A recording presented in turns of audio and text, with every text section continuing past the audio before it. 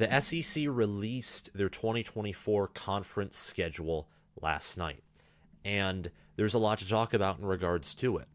Divisions have been removed. Texas and Oklahoma are obviously joining, so the SEC will now be its largest that it has ever been at 16 teams. Consequentially, from both of those things, the two SEC teams with the best record, not the division champions, will meet up in Atlanta to battle for who will be crowned the SEC champion. Schedules are more even, and I'm going to talk about this throughout the video because that's the biggest development. The teams from the SEC West, for the most part, commonly known as the SEC Best, they get easier schedules, and the teams from the SEC East, they have to pick up some of their slack because now you're not set with a ton of permanent rivals and a ton of permanent teams that you face every year from your division. It's like the Big Ten, where the Big Ten East and Big Ten West are gone after this season, much like the SEC West and SEC East for the SEC after 2024. 2024 is a huge year for college football, as we all know. The 12-team playoff is going to be in full throttle. The Big Ten and SEC will, at minimum, be at 16 teams.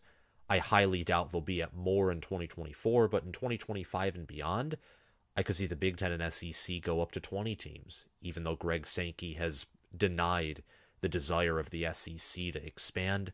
I think it's inevitable. I think most would agree with me. I think with the way it's playing out in college football, the ACC has screwed themselves. They've put themselves into a foxhole and buried themselves with that grant of rights deal. The Pac-12 losing USC and UCLA, and Oregon, Washington, Arizona, Colorado looking for other conferences. It seems like it's inevitable that they're going to implode at some point. And the Big 12, that's the only non-SEC or Big Ten conference that's been doing anything. I think they've managed themselves pretty well. In the future, how I see it is the Big 10, Big 12, SEC.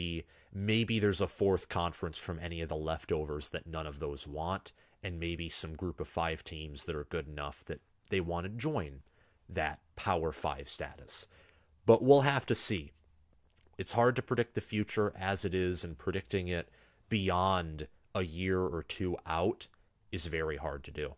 So we're just going to focus on the here and now.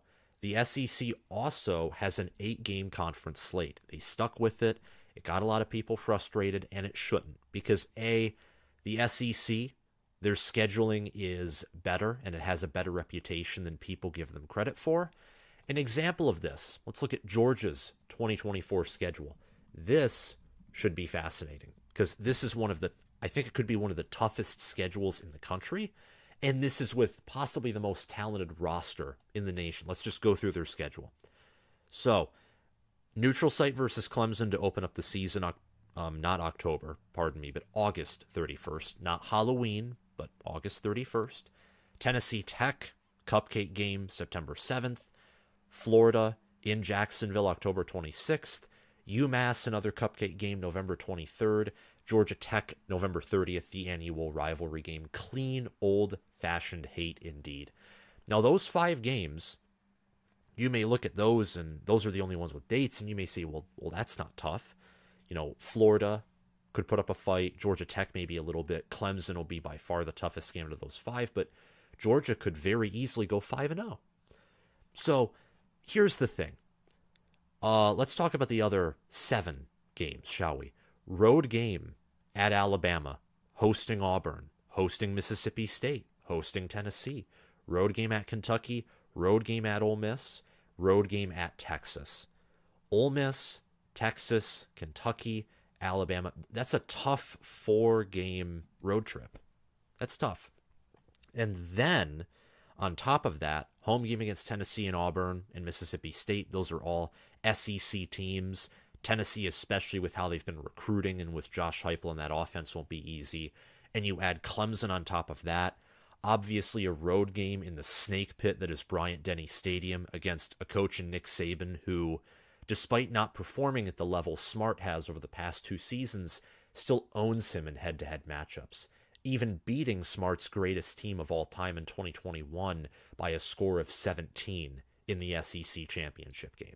So Georgia, already, the way the SEC's building their schedule, and Georgia's not the only team with a tough non-conference schedule either. They face Clemson. Alabama plays a road game, I think, at Wisconsin in 2024. So the SEC, and I'm a Big Ten guy, I'm a Michigan fan. I think the Big Ten's going to be the best conference, and you all immediately might check out there. I think they'll be the best conference in 2023.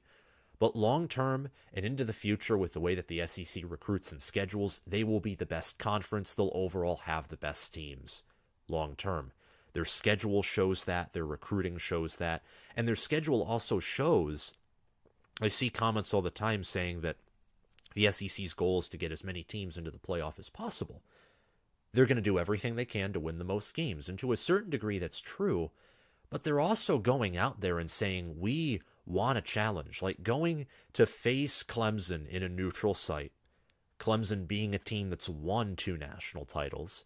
They have a great OC in Garrett Riley, who I think will be there long term, and they're recruiting well. They even got Sammy Brown out of Georgia at linebacker as a 5-star recruit. That's asking for a challenge. And I don't know how well that sits with Georgia fans, but they're probably the best example, along with now new conference team Oklahoma, and having a tough schedule. Oklahoma hosts Alabama, South Carolina, Tennessee, and they have a neutral site against Texas in Dallas.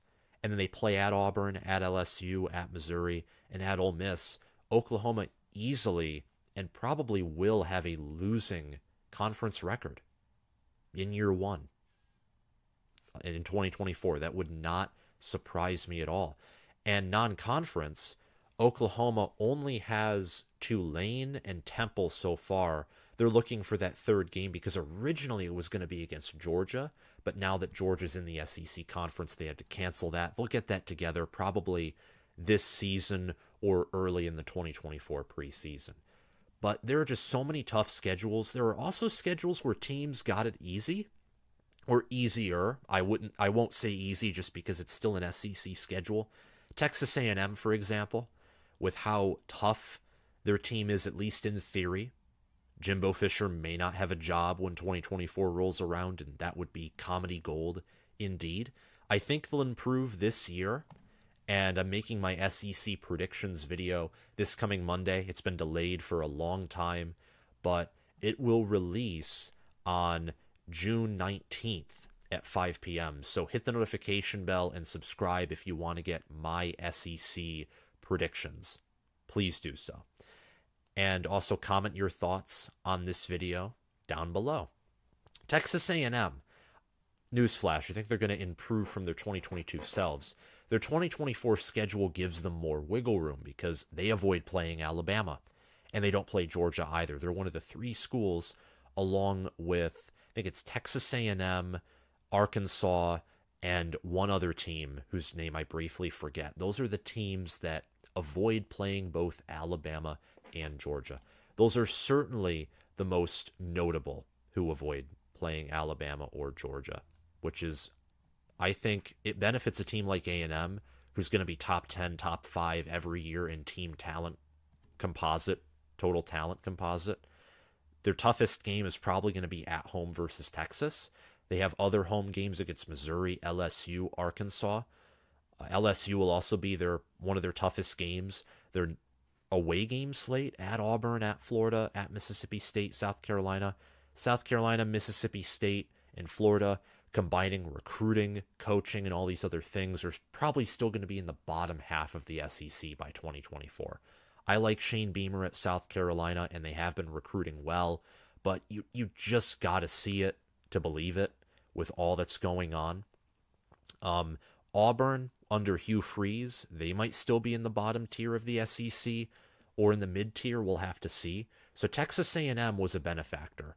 And along with most SEC West teams, the East got tougher scheduling-wise, the traditional East, and the traditional West got easier. Everything balanced out, somewhat like the Big Ten. Florida and Georgia, they kept their rivalry so far for 2024. Alabama kept their rivalry against Auburn and LSU.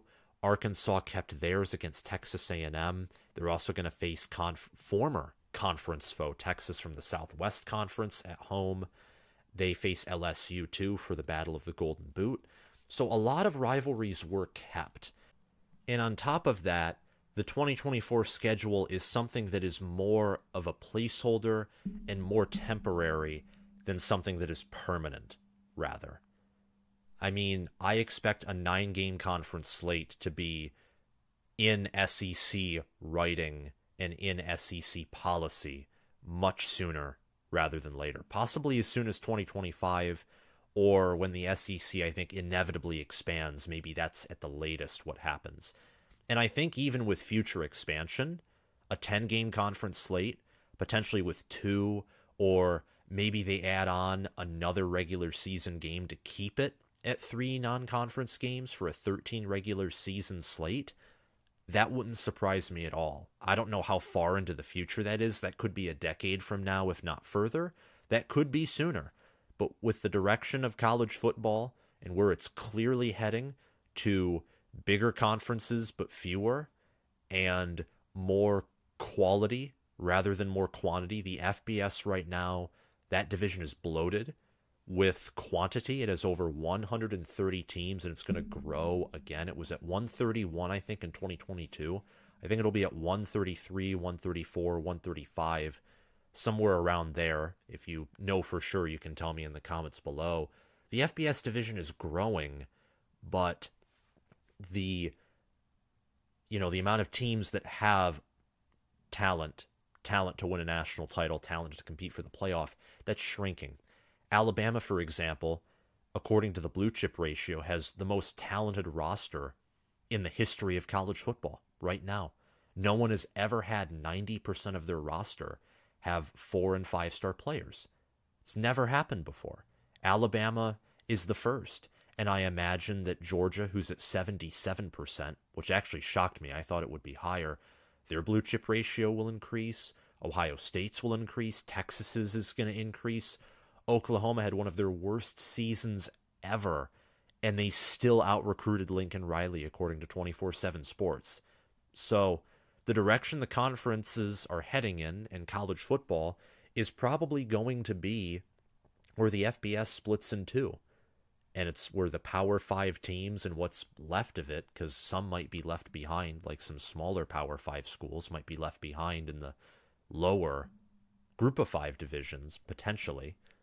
What'll be left of them, that will be the new main division. That might be the new FBS. It'll be 60, 70, 80 teams, take 50 out, and out of those 80, it would still be like 1/4 or maybe 1/3 that could actually contend for a national title or would be in that conversation, the contender conversation, every year or every other year. But anyway, I digress. That's just my opinion on the future of college football. You can agree with it, you can disagree with it. It's already difficult enough to predict the future as it is. I think Oklahoma got hit with the toughest slate in the SEC. That's relative, of course, to who I think they will be as a team in 2024. Very relative. Otherwise, Georgia would probably have one of the harder schedules, or Auburn, honestly. But Oklahoma, I know they're recruiting well, but I don't trust Brent Venables as a coach yet. And the staff is good in theory, I know. And I know that they were gutted in 2022. But going 6-6 in the Big 12, being TCU's sounding board early on in the year is just, it's embarrassing. It's totally, utterly embarrassing. And who knows how good they'll be in 2024. I think they'll improve in 2023. But the SEC is a lot tougher than the Big 12. And newsflash, Oklahoma's 2022 Big 12 slate was moderate to hard. They have one of the easiest schedules in the country, in my opinion, in 2023. And I still think I don't think they'll reach double-digit wins even with that easy schedule. So they got hit hard. Georgia got hit hard. Auburn, we kind of knew that from the beginning because they have dedicated rivalries with Georgia, the South's oldest rivalry, and Alabama in the Iron Bowl. And some other teams, too, got hit hard. But South Carolina, Texas A&M, Arkansas, all avoid Alabama and Georgia in 2024. And that's good.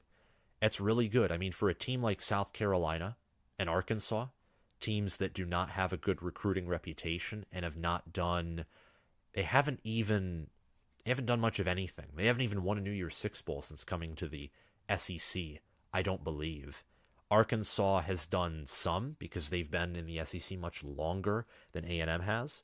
South Carolina hasn't even been to a New Year's Six Bowl, and that was mainly because of the old BCS system, which prevented more than two schools from each conference from getting to a New Year's Six Bowl. If Steve Spurrier was in the college football playoff era, or the playoff era started earlier, South Carolina and one of Bobby Petrino's teams probably would have won a New Year's Six Bowl at Arkansas. That just goes to show how, how college football organizes itself is relevant, and it impacts how teams are viewed historically. But that's just college football history. Texas A&M has, I don't know if they won a New Year's Six Bowl either. No, they did. The Orange Bowl against North Carolina in 2020, the COVID year. These are all teams. A&M has had more talent. South Carolina, Arkansas, not as much. But these are all teams that with these advantageous schedules could get, in Texas A&M and South Carolina's case, one of their first or very few trips ever to the SEC championship game. A&M's never been there. Arkansas's been there a few times, but they've never won it, at least to my knowledge. And South Carolina has only been there once under Steve Spurrier, and that wasn't even one of his best teams. That was just a very down year in the SEC East in that 2010 season, where Auburn, of course, won the national title. Georgia has road games at Alabama, Texas, and a neutral site game versus Clemson. I already talked about this. This is tough. Georgia's going to go from one of the easiest schedules in my mind in 2023 to one of the toughest in 2024. If things remain constant, if Clemson, Texas, or Alabama just fall off a cliff, maybe that will change, but I don't see that happening in the course of, 2 years? I don't see that happening. Texas and OU were both welcomed with tough schedules. Oklahoma, by virtue of the fact that I think they're more poorly coached and less talented than Texas, got the tougher schedule, but they have a lot of opportunity. Let's check out their schedules here. So let's start off with Oklahoma. Already talked about them, but very briefly, home games against Alabama, South Carolina, Tennessee, neutral site versus Texas, road games at Alabama, at LSU, at Missouri, and Ole Miss. It looks tough. It will be hard, but Oklahoma has the talent to have a winning record. They absolutely have the talent. There's no question about that. The question is coaching. That's the question for Oklahoma. It's not talent. It's not recruiting. It's coaching. If they can have a winning record, and by winning I don't mean 4-4. I mean 5-3. Not, we like to chase winning, not avoid losing. There's a difference.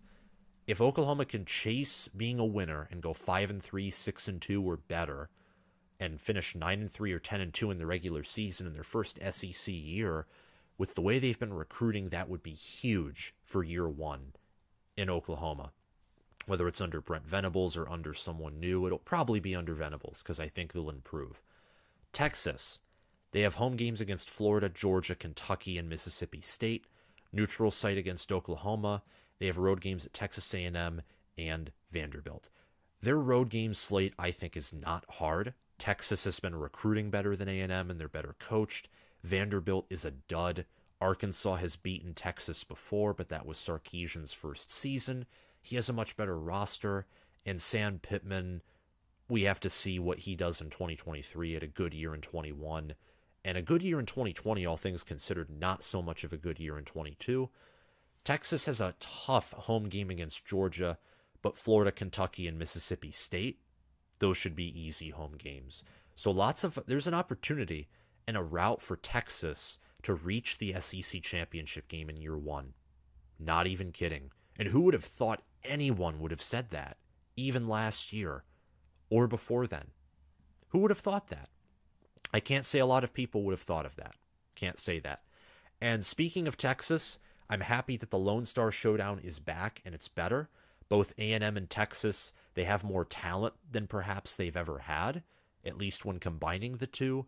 Both are going to be in the SEC, a tougher conference than the Big 12 has ever been in really its history, outside of maybe, when Nebraska was really good, along with Kansas State and along with Oklahoma, and when Texas A&M was also good, but that was a long time ago. And finally, the 8-game conference slate is extremely temporary, and it will be replaced soon. And that's all I have to say for this video, briefly breaking down the SEC's 2024 schedules. Thank you guys for watching. If you like this video, hit the like button, hit the subscribe button, comment your thoughts down below, and hit the notification bell so you can get notified when I release my SEC predictions next Monday at 5 p.m. Eastern Time. Have a good day, guys. Bye-bye.